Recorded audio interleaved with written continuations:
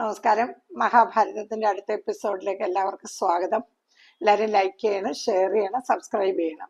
സുഹൃത്തുക്കളെ, ഞാൻ വളരെ ചുരുക്കിയാണ് ഈ കഥ പറയുന്നത്. ഓരോരുത്തരുടെയും മനോവിചാരങ്ങളും ഓരോരുത്തരും സംസാരിക്കുന്നതും എടുത്തെടുത്ത് പറഞ്ഞുകൊണ്ടിരുന്നാൽ ഒരിക്കലും ഒരു ദിവസത്തെ യുദ്ധം തീരുകയില്ല. അതുകൊണ്ട് ഞാൻ വളരെ ചുരുക്കിയാണ് കാര്യങ്ങൾ പറയുന്നത്.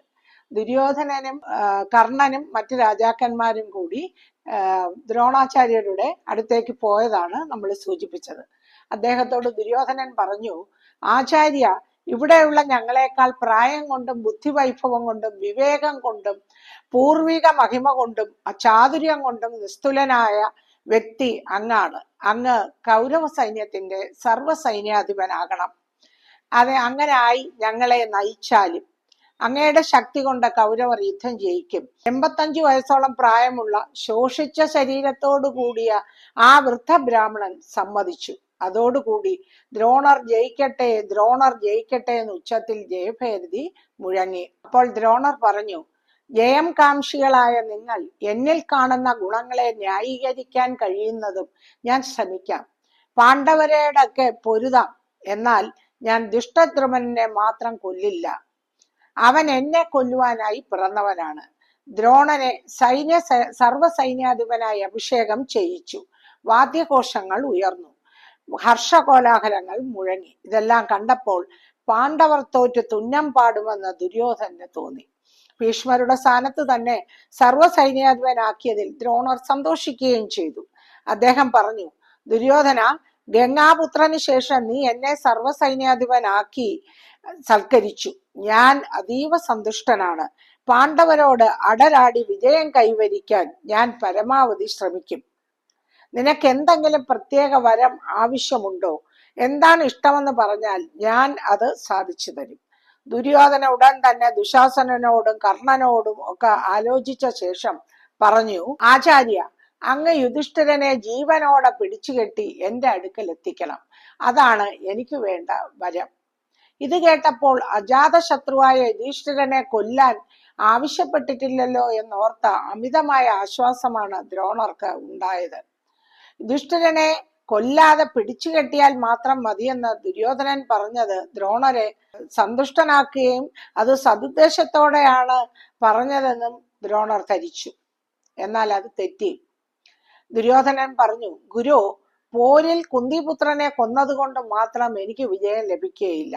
ധർമ്മജനെ കൊന്നു കഴിഞ്ഞാൽ പിന്നെ അർജുനൻ നമ്മെ ആരെയും ബാക്കി വെക്കില്ല. പോരിൽ അവരെയൊക്കെ കൊല്ലുവാൻ ദേവന്മാർക്ക് പോലും കഴിയില്ല. എന്നാൽ ആ സത്യപ്രതിജ്ഞനെ കയ്യിൽ കിട്ടിയാൽ വീണ്ടും ചൂത് കളിച്ചു തോൽപ്പിക്കാം. അപ്പോൾ എല്ലാ പാണ്ഡവരെയും കാട്ടിലേക്ക് അയക്കാം. യുധിഷ്ഠിരൻ പറയുന്നത് നിശ്ചയമായും അവർ അനുസരിക്കും. അങ്ങനെ ആ ചൂതാട്ടം എനിക്ക് എന്നത്തേക്കും ജയമായിരിക്കും. ദുര്യോധനന്റെ വക്രബുദ്ധി മനസ്സിലായപ്പോൾ ദ്രോണർക്ക് അവനോട് വെറുപ്പ് തോന്നി. എങ്കിലും യുധിഷ്ഠിരനെ കൊല്ലേണ്ടി വന്നില്ലല്ലോ എന്നോർത്ത് സന്തോഷവും തോന്നി. അദ്ദേഹം വീണ്ടും ദുര്യോധനോട് പറഞ്ഞു, ശരി, അങ്ങനെ ചെയ്യാൻ ശ്രമിക്കാം. എന്നാൽ അർജുനൻ ധർമ്മജനെ കാത്തുരക്ഷിക്കുകയാണെങ്കിൽ ധർമ്മജനെ എനിക്ക് പിടിച്ചുകെട്ടാൻ കഴിഞ്ഞെന്ന് വരില്ല. അർജുനൻ എന്റെ ശിഷ്യനാണെങ്കിലും ശസ്ത്രപ്രയോഗത്തിൽ അവൻ എന്നേക്കാൾ മീതെയാണ്. മാത്രവുമല്ല, ഞാൻ വൃദ്ധനും അവൻ യുവാവുമാണ്. അതുകൊണ്ട് എന്തെങ്കിലും സാമർഥ്യം കാണിച്ച് അർജുനനെ യുധിഷ്ഠിരന്റെ അടുത്ത് നിന്ന് മാറ്റണം. പാർത്ഥൻ യുധിഷ്ഠിരന്റെ അടുത്ത് നിന്ന് മാറിയാൽ പിന്നെ യുധിഷ്ഠിരൻ നിന്റെ കയ്യിലായി എന്ന് വിശ്വസിച്ചോളൂ. ദുര്യോധനന്റെ മോഹം ചാരന്മാർ മുഖേന ധർമ്മപുത്രർ അറിഞ്ഞു. ഉടൻ തന്നെ അനുജന്മാരെയും സുഹൃത്തുക്കളെയും വിളിച്ചു വിവരം പറഞ്ഞു. ഇത് കേട്ട് അർജുനൻ പറഞ്ഞു, മഹാരാജാവേ, അങ്ങയെ തടവിലാക്കുക എന്നത് ധാർത്തപുത്രന്റെ വെറും ആഗ്രഹമാണ്. അതൊരിക്കലും നടക്കുകയില്ല. ദ്രോണർ സർവശസ്ത്ര ശ്രേഷ്ഠനാണെന്നാലും അദ്ദേഹത്തിന്റെ അഭീഷ്ടം ഒരിക്കലും നടക്കാൻ പോകുന്നില്ല. എന്നിട്ട് പാർത്ഥൻ പറഞ്ഞു, പ്രഭു, ഞാൻ ഇതാ ശപഥം ചെയ്യുന്നു. ഞാൻ ജീവിച്ചിരിക്കുമ്പോൾ ഭവാൻ ദ്രോണരെ ഭയക്കേണ്ടതില്ല. ഞാൻ അനർത്ഥം പറഞ്ഞതായി എനിക്ക് ഓർമ്മയില്ല. തോറ്റതായും ഞാൻ ഓർക്കുന്നില്ല. സത്യം ചെയ്തിട്ട് അത് തെറ്റിച്ചതായും എനിക്ക് ഓർമ്മയില്ല. അപ്പൊ യുധിഷ്ഠിരന് സമാധാനമായി. ദ്രോണന്റെ നേതൃത്വത്തിൽ ദുര്യോധനെ മുമ്പിലാക്കി പിൻഭാഗത്ത് കർണനെ നിർത്തി കൗരവ സൈന്യം യുദ്ധക്കളത്തിലേക്ക് പുറപ്പെട്ടു. കർണന്റെ രഥത്തിൽ ആനച്ചങ്ങല ചിഹ്നമുള്ള വലിയ കൊടി സൂര്യ തേജസ്സോടെ പാറിക്കളിച്ചു. കർണനെ കണ്ടതോടുകൂടി ഭീഷ്മന്റെ പതനം കൊണ്ടുള്ള വ്യസനം കൗരവർ വിസ്മരിച്ചു. പലരും ആഹ്ലാദം കൊണ്ട് മതിമറന്നു. കർണനെ കണ്ടാൽ പിന്നെ പാണ്ഡവന്മാർ പടക്കളത്തിൽ നിൽക്കില്ല. ഇന്ദ്രാദികളായ ദേവന്മാരെ പോലും ജയിക്കാൻ കർണന് കഴിയും. പിന്നെയാണോ പാണ്ഡവർ? അവരോടുള്ള സ്നേഹം കൊണ്ട് ഭീഷ്മർ മനഃപൂർവ്വം അവരെ കൊല്ലാതിരുന്നതല്ലേ? പക്ഷെ കർണൻ കൂർത്തുമൂർത്ത ശരങ്ങളയച്ച് അവരെ വകവരുത്തി കളയും. ഇപ്രകാരം കൗരവ യോദ്ധാക്കൾ തങ്ങളിൽ പറഞ്ഞു. കൗരവസേന വ്യൂഹം ചമച്ചു. നേതാക്കളെയെല്ലാം മർമ്മസ്ഥാനങ്ങളിൽ നിർത്തി എല്ലാവരും യുദ്ധസന്നദ്ധരായി. അപ്പോഴേക്കും ദൃഷ്ടദ്യുമ്നന്റെ നേതൃത്വത്തിൽ പാണ്ഡവ സൈന്യം പടക്കളത്തിൽ എത്തിച്ചേർന്നു. അവർ ക്രൗഞ്ച വ്യൂഹം ചമച്ചാണ് സേനയെ യുദ്ധസന്നദ്ധരാക്കിയത്. അവരുടെ മധ്യത്തിൽ നിൽക്കുന്ന അർജുനന്റെ ഹനുമാൻ ചിഹ്നമുള്ള വാനരക്കൊടി ആകാശമാർഗത്തിൽ ഉയർന്ന് പാറിപ്പറന്നു. അത് പാണ്ഡവ സേനയ്ക്ക് ആവേശം പകർന്നിരുന്നു. ഒട്ടും താമസിക്കാതെ ഇരു സൈന്യങ്ങളും തമ്മിൽ ഏറ്റുമുട്ടി.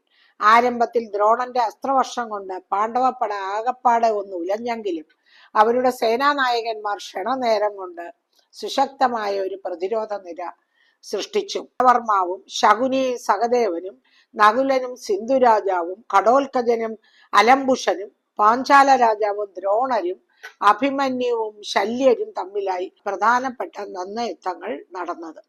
ഓരോരുത്തരും എല്ലാം വിസ്മരിച്ച് പോരാടി. പലരും ആയുധങ്ങൾ തകർക്കുകയും സൂതനെ കൊല്ലുകയും ധ്വജത്തെ ഛേദിക്കുകയും ചെയ്തു. എല്ലാവരും വീറോടും വാശിയോടും കൂടി ശസ്ത്രങ്ങൾ പ്രയോഗിച്ചു.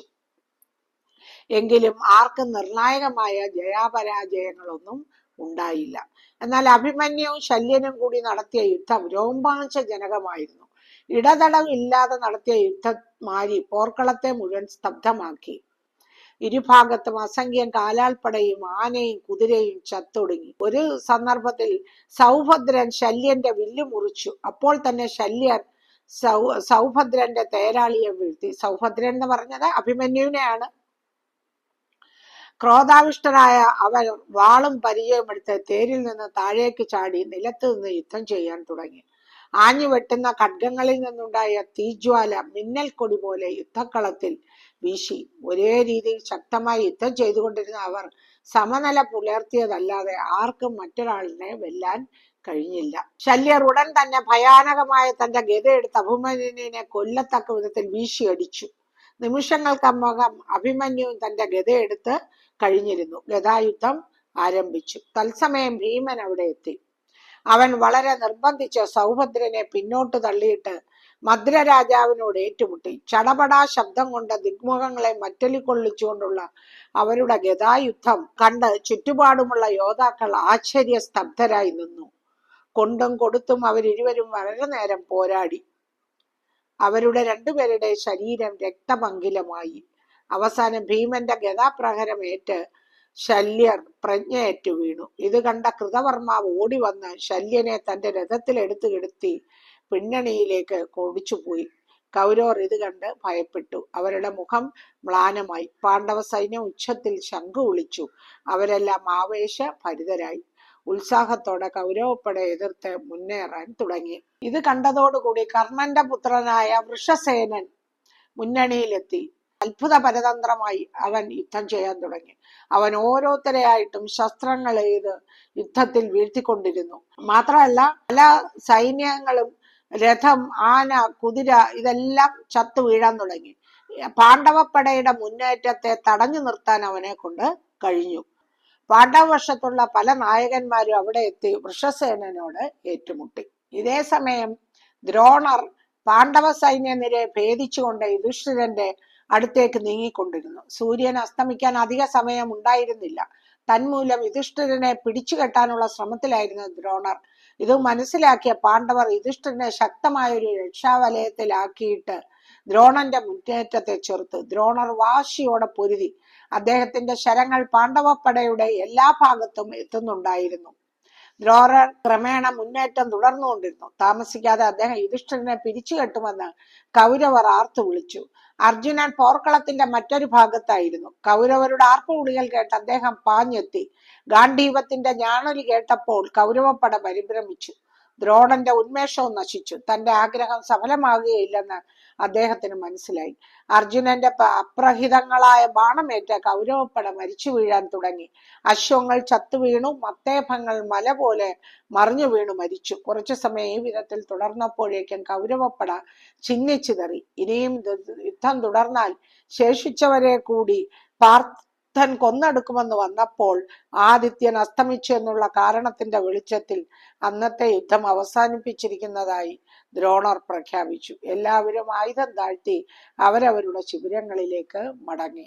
അടുത്തത് യുദ്ധം 12-ാം ദിവസമാണ്. അത് അടുത്ത എപ്പിസോഡിൽ. എല്ലാവരും സബ്സ്ക്രൈബ് ചെയ്യണം, ലൈക്ക് ചെയ്യണം, ഷെയർ ചെയ്യണം. നമസ്കാരം.